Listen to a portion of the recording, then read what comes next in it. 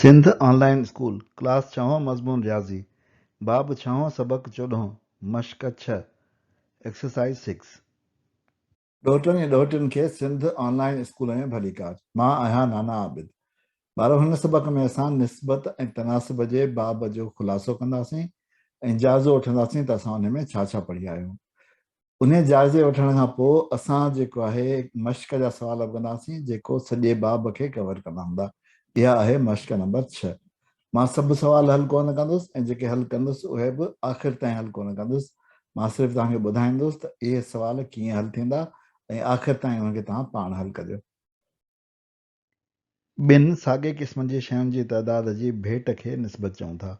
ॿिनि अददनि ए ऐं बी जी निस्बत खे हेठियां रीति लिखूं था जॾहिं बी ॿुड़ीअ जे बराबरि न हुजे, या त उनखे अणपुर जी सूरत में लिखंदासीं उन समय ए ऐं छेद में बी, या हुनखे अॻियां ऐं पोयां करे ऐं जे विच में हिकिड़ी असां डबल डॉट लॻाईंदासीं जेका निस्बत जी निशानी आहे। निस्बत जे तरतीब खे अहमियत आहे। आमतौर ते ए निस्बत बी निस्बत ए जे बराबरि न हूंदो आहे।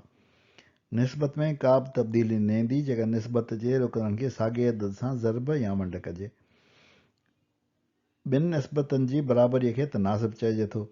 जेकॾहिं ए बी सी डी तनासिब में आहिनि त पोइ A is to B is equal to C is to D. हुनखे असां इन तरीक़े सां लिखी सघूं था। जॾहिं त ए बी सी ऐं डी खे तरतीबवार पहिरियों ॿियो टियों ऐं चोथों तनासिब चयो वञे थो या चोथों रुकन चयो वञे थो। जेकॾहिं ए बी ऐं सी लगातार तनासिब में आहिनि त पोइ A D is equal to B C, यानी ए ऐं डी जो तनासिब जूं पुछड़ियूं आहिनि जॾहिं बी ऐं सी तनासिब जा विच आहिनि। हिन में ए बी सी ऐं डी जेका 4 अदद आहिनि त उनजा विचनि जो ज़रब उपत ऐं उन्हनि जे पुछड़ियुनि जी ज़रब उपत बराबरि हूंदी आहे। तनासिब वारनि ॿिनि वास्तेदार शयुनि मां हर हिक में जेकॾहिं वाध या कमी गॾोगॾु अचे थी त अहिड़े तनासिब खे सुबुतो तनासिब चइबो आहे। हाणे हिकिड़ी शइ खे वधाइजे त ॿी बि वधे ऐं ॿिए खे पहिरीं खे घटाइजे त ॿी बि घटिजे त उहो सुबुतो तनासिब आहे। पर जेकॾहिं उहे वास्तेदार शयूं हिकु वाध अचे ऐं ॿी घटिजे या ॿी घटिजे त पहिरीं खे में वाध अचे त उहो उबतो तनासिब थींदो आहे, यानी इनवर्स प्रोपोर्शन थींदो आहे। पर हुन पहिरें सुवाल में तव्हांखे हेठि ॾिनल अददनि खे ॻोल्हणो आहे, उनजो निस्बत ठाहिणी आहे ऐं उनखां पोइ उनखे सादी सूरत में यानी लोएस्ट फॉर्म में आणणो आहे। मिसाल जे तौरु मां तव्हांखे पहिरियों करे थो ॾेखारियां। Length and breadth of your copy. तव्हांजी जेका कापी आहे उनजी लेंथ पहिरीं आहे, उनखां पोइ ब्रेथ आहे, यानी पहिरीं हुनजी डिघाई उनखां पोइ हुनजी वेकिराई। मिसाल जो तौरु सम्झो तव्हांजी कापीअ खे तव्हां मापियो, तव्हांखे ख़बर पई त उनजी ड्रेग आहे 300 मिलीमीटर ऐं उनजी जेका आहे विथ ब्रेथ या जेका आहे या विथ उहा आहे 200। त हीअ असांजो थींदो निस्बत। उनखे उनखां पोइ सादी सूरत में आणणो आहे ऐं उनखे लिखणो आहे असांखे सादी सूरत में करे, ऐं हीअ असांजो जवाबु थींदो। हीअ मूं तव्हांखे ॿ मिसाल ॾिना आहिनि, मिसाल तौरु आहिनि, तव्हांखे असली मापणो आहे तव्हांजी कापीअ जी केतिरी साइज़ आहे ऐं उन हिसाब सां तव्हांखे ठाहिणो आहे। अहिड़ी तरह ॿिया सभु सवाल इन तरीक़े सां थी वेंदा। ॿियो सवाल आहे त राइट इक्वलेंट रेशियो फॉर 2:3। हाणे 2:3 जो इक्वलेंट रेशियो यानी बराबरि निस्बत। इक्वलेंट रेशियो इन मां मिलंदो आहे त तव्हां ॿिन्ही रुकननि खे कंहिं हिकिड़े अदद सां ज़रब कयो या हिकिड़े अदद सां वंड कयो। सो हिते जेकॾहिं मां ॿिन्ही खे वंड ज़रब थो कयां ॿिनि सां त छा थींदो मूं वटि 2 ॾूं 4 ऐं 3 ॾूं 6, इहो हुनजी हिकिड़ी बराबरि निस्बत थिए। अहिड़ी तरह हिते जेकॾहिं मां वंड कयां ॿिन्ही खे 7 सां त 3 7 21 ऐं 5 7 35, इहो जेका बराबरि निस्बत अची वई। सो अहिड़ी तरह तव्हां इक्वलेंट रेशियो कढी सघो था। Find the value of x in each of the following. हिननि सभिनी तनासिबनि में असांखे एक्स जी क़ीमत ॻोल्हणी आहे, मुल्ह ॻोल्हणो आहे। असांखे ख़बर आहे त हिन में असां इस्तेमालु कंदा आहियूं ख़ासियत त विचनि जी ज़रब उपत बराबरि हूंदी आहे पुछड़ियुनि जी ज़रब उपत जे। सो असां पुछड़ियुनि खे गॾु कंदा आहियूं, विचनि खे गॾु कंदा आहियूं ऐं उनखां पोइ ज़रब उपत कढी ॿिन्ही खे बराबरि करे असां हिनखे सॉल्व करे सघूं था। पर मूं तव्हांखे हिकिड़ो सवलो तरीक़ो ॿुधायो हो। मूं तव्हांखे लिखियो सभिनी खां पहिरीं लिखंदो एक्स, उनखां पोइ निशान ॾींदो तव्हां अणपूर जो, ऐं जेको एक्स सां गॾियल हूंदो रुकन उनखे लिखंदो छेद में, ऐं ॿिया ॿई रुकन पाण में ज़रब करे उन्हनि खे तव्हां लिखंदो अंस में, त हीअ थींदो 12 ज़रबिया 3। सो इहो असांजो हिन में जवाबु थी वेंदो। तव्हां उनखे सॉल्व करे कढी सघो था। ॿियो सवाल आहे विच ऑफ द फॉलोइंग और इनवर्स प्रोपोर्शन, हेठि ॾिनल मां कहिड़ा असांजा उबता तनासिब आहिनि। पहिरियों आहे तव्हांजी ख़रीद कयल कापियुनि जो तइदादु उन्हनि जी कुल क़ीमत। जेतिरियूं वधीक कापियूं वठंदो ओतिरो वधीक पैसा ॾियणा पवंदा, सो हीउ त उबतो कोन्हे, हीउ सुबतो आहे। माण्हुनि जो तइदादु जेके कमु कनि था ऐं वक़्तु जेतिरो हो लॻाइनि था, माण्हू वधाईंदो त कमु घटि वक़्त में थींदो, सो हिन करे हीउ असांजो उबतो तनासिब आहे। गाॾीअ जी रफ़्तार ऐं वक़्तु जेतिरो गाॾी मंज़िल पूरी करण में वरितो, सो जेतिरी गाॾी तेज़ हलंदी ओतिरो असां पंहिंजी मंज़िल ते जल्दी पहुचंदासीं, ऐं जेतिरो गाॾी आहिस्ते हलंदी ओतिरो असांखे देरि लॻंदी, सो हीउ असांजो उबतो तनासिब आहे। पॉकेटनि जो कुल तइदादु ऐं हर हिकु पॉकेट में पेंसिलुनि जो तइदादु।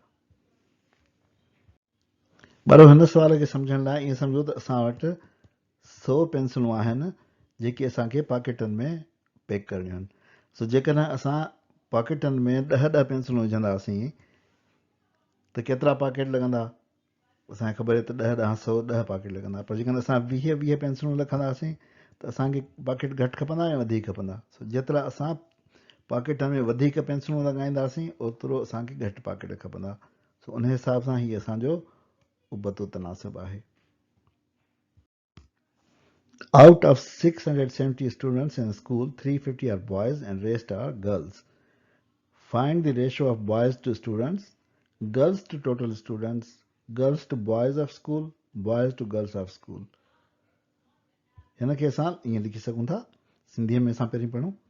हिकु स्कूल में कुल 670 शागिर्द आहिनि, जिन मां 350 छोकिरा आहिनि, बाक़ी छोकिरियूं आहिनि। हेठियुनि जी पाण में निस्बत लिखो या लहो छोकिरियुनि जे तइदाद ऐं कुल शागिर्दनि जी तइदाद जी, छोकिरियुनि जे तइदाद ऐं कुल शागिर्दनि जी तइदाद जी, छोकिरियुनि जे तइदाद ऐं छोकिरनि जे तइदाद जी, छोकिरनि जे तइदाद ऐं छोकिरियुनि जे तइदाद जी।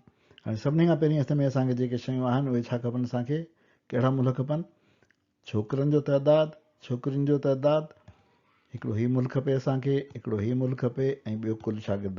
इन्हनि सभिनी जूं 3 मुल्ह खपनि। असांखे ॾिनल केतिरा आहिनि, कुल ॾिनल आहे असां वटि ऐं छोकिरा ॾिनल आहे, त बाक़ी छोकिरियूं केतिरियूं थींदियूं, सभिनी खां पहिरीं उहो ॻोल्हींदासीं त छोकिरियूं असां वटि थींदियूं 670 - 350, इहे थींदियूं असांजूं गर्ल्स, छोकिरियूं थींदियूं। सो इन हिसाब सां असां जेको आहे उहो हाणे निस्बतूं ठाहे सघूं था। असां वटि हाणे 3 मुल्ह अची विया, गर्ल्स जो मुल्ह अची वियो, कुल मुल्ह बि अची वियो ऐं छोकिरनि जो बि अची वियो। सो 3 मुल्ह अची विया, असां हाणे निस्बतूं ठाहे सघूं था, उनखे आसान करे सघूं था। अॻियों सवाल आहे रेहाना 26 लफ़्ज़ 2 मिंटनि में लिखे थी, ॿुधायो त 325 लफ़्ज़ लिखण में हिनखे केतिरो वक़्तु लॻंदो। हीअ पहिरीं ॾिसंदासीं त हीअ असांजी तनासिब जेको आहे उहो सुबतो आहे या उबतो आहे। जेतिरो वधीक लफ़्ज़ हूंदा ओतिरो वधीक वक़्तु लॻंदो, सो सुबतो तनासिब आहे। उनजे करे असां सौ सिधो लिखी सघूं था त एक्स बराबरि हूंदो, हाणे एक्स मिंट आहिनि न, सो एक्स असांखे हिते एक्स मिंटनि सां आहिनि, सो हीउ जेको आहे असांजो ईंदो डिनोमिनेटर में याने छेद में। सो असां लिखी सघूं था 325 ज़रबिया 26 भाङे 2, इहो असांजो छेद में ईंदो एक्स वारो, ऐं इन सां असां ॻोल्हे सघूं था मुल्ह। उन खां पोइ असां वटि आहे 7हों सुवालु, 12 लीटर खीरु 1200 रुपये में मिले थो, ॿुधायो त 13.5 लीटर खीरु केतिरे में मिलंदो। 12 kg of milk cost 1200, what is the cost of 13.5 kg of milk। ॾिसंदासीं त तनासिब सुबतो हूंदो, उन खां पोइ तनासिब जी एक्सरसाइज़ इक्वेशन ठाहींदासीं ऐं असांखे एक्स जेको आहे उहो हिन जे साम्हूं हूंदो। असांखे इहो ॻोल्हणो आहे, कॉस्ट ॻोल्हणी आहे न, उन जो एक्स हूंदो। उन खां पोइ 24हों सुवालु आहे 24 meter high wall is made by 16 workers in particular time.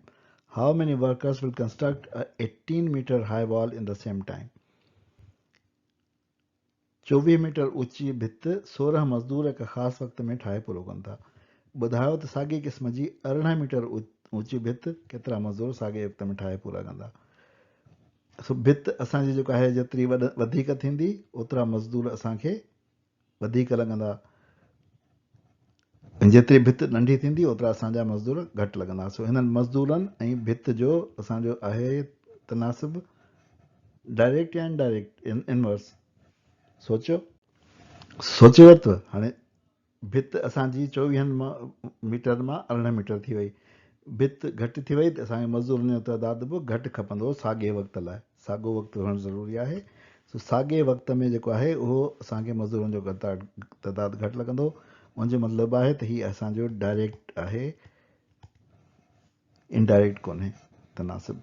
सो हाणे असांखे छा ख़बर आहे? 24 मीटर ख़बर आहे, उनजे अॻियां मज़दूर ख़बर आहे, 18 मीटर ख़बर आहे ऐं मज़दूर ख़बर कोन्हे, उनजे करे असांखे हिन जे साम्हूं एक्स लॻंदो। इहो सुवाल बि थींदो। अॻियो सुवालु आहे 600 माण्हुनि जी खुराक 18 ॾींहंनि लाइ मौजूदु आहे, ॿुधायो त केतिरा माण्हू साॻी खुराक 27 ॾींहंनि में पूरी कंदा। सो जेतिरा असांजा माण्हू वधंदा ओतिरो खुराक घटि ॾींहं हलंदी, ऐं जेतिरा माण्हू घटि थींदा ओतिरी खुराक वधीक ॾींहं हलंदी। सो हीअ जेको आहे असांजो उबते तनासब जो आहे सुवालु। असां अहिड़ो हिकिड़ो सुवालु पोएं सबक़ में करे चुका आहियूं। सो इहो बि तव्हां आसानी सां करे वेंदो। ॿारो इन ते अॼोके सबक़ जी पुॼाणी था कयूं। नाना आबिद खे इजाज़त ॾियो, वरी ॿिए सबक़ में मिलंदासीं। ख़ुदा हाफ़िज़।